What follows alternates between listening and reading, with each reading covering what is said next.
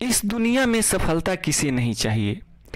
कौन नहीं चाहता है हम सफल हो जाएं, हम अपने जीवन को उन्नत बनाएं, हम अपने जीवन को सुविधाजनक बनाएं और आने वाले समय के लिए हम अपने आप में, अपने खानदान के लिए, अपने वंशजों का नाम कमाएं। सफलता एक ऐसी ही चीज़ है जिसका लड्डू सभी के दिलों में तो फूटता ही है, परंतु मिलता किसी किसी को है। सफल होने की आकांक्षा प्रत्येक व्यक्ति करता है, परंतु बिरले ही लोग मनवांछित फल पा पाते हैं। अधिकांश व्यक्ति सफलता से दूर ही रह जाते हैं। इसका सबसे बड़ा कारण है परिश्रम और प्रयास के स्तर में अंतर। अपेक्षित सफलता के लिए सतत और सचेष्ट प्रयास करने होते हैं।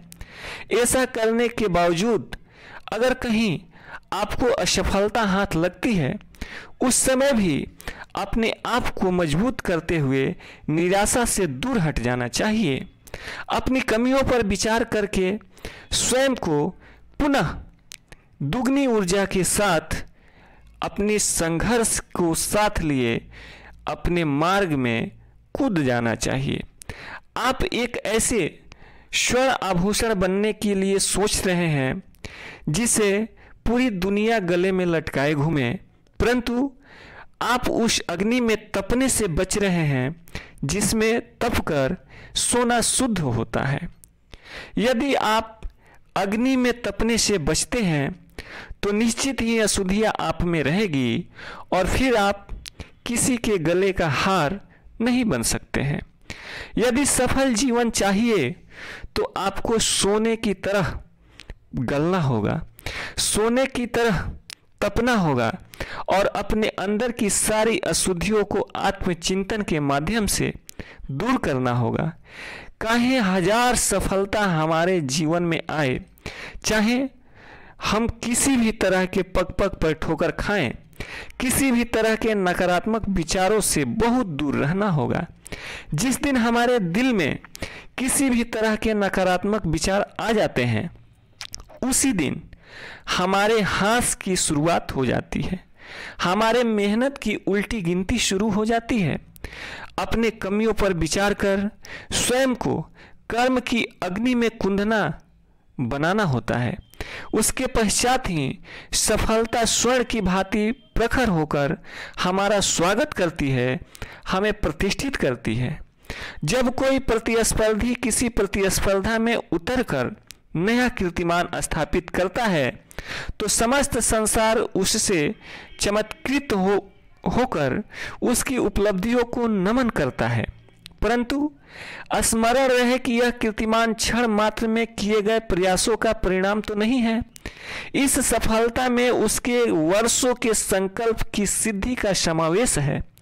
उसने वही कीर्तिमान मैदान पर अभ्यास के दौरान न जाने कितनी बार स्थापित किया होगा, जो वह दुनिया के सामने प्रतिस्पर्धा में उतरकर स्थापित किया है। वास्तव में ऐसी सफलता सतत प्रयासों का सुफल होती है। विद्वानों का मत है कि सफलता के लिए हमें कर्म की अग्नि में खुद को झोंकना पड़ता है। ठीक वैसे ही जैसे एक मक्के का दाना जब सिर्फ मक्के दाना ही होता है तब उसका मूल्य बहुत ही निम्न होता है, यही मक्के का दाना जब आग में तपने के बाद भून कर निकलता है तो लोकप्रिय पॉपकॉर्न के रूप में उसके मूल्य में कई गुना का वृद्धि हो जाती है। सोना भी तपकर बहुत मूल्यवान हो जाता है। इसी प्रकार उसकी तमाम अशुद्धियाँ दूर होती हैं। इसी तरह हमें अपने मूल्य में वृद्धि करने के लिए अर्थात मन चाहे लक्ष्य को प्राप्त करने के लिए स्वयं को कर्म की अग्नि के हवाले तो करना ही होगा। उसके बाद हमको जो सफलता मिलेगी वह हमारे व्यक्तित्व के साथ साथ हमारे भविष्य को भी प्रकाशमान बना देगी, हमें चर्चित बना देगी, हमें दुनिया के लिए एक आइकन बना देगी और फिर आने वाली युवा पीढ़ी आपसे मार्गदर्शन लेगी, आपके पथ पर चढ़ेगी। याद रखें, यदि कोई व्यक्ति आज सफल है तो यह उसकी आज की मेहनत नहीं है। हो सकता है पिछले 10 साल, 20 साल, 30 साल की उसकी ये मेहनत हो जिसे वह यहाँ प्रस्तुत किया है। अगर आप भी बेहतर प्रस्तुति चाहते हैं तो निरंतर प्रयास करते हुए अपने शुभ मौके का इंतजार करें। सफल जरूर होंगे, सफलता जरूर कदमों में गिरेगी जब आपके कर्म सतत और लगातार सकारात्मक दृष्टि से सकारात्मक दिशा में चल रहे होते हैं। और यदि हमारा कार्य सकारात्मक दृष्टि के साथ सकारात्मक दिशा में चलते हैं तो सफलता झंक मारकर आपके पास आती है और फिर आप लोगों के लिए हीरो होते हैं, आप लोगों के लिए आइकन होते हैं और आप दुनिया की हथेली पर राज करते हैं।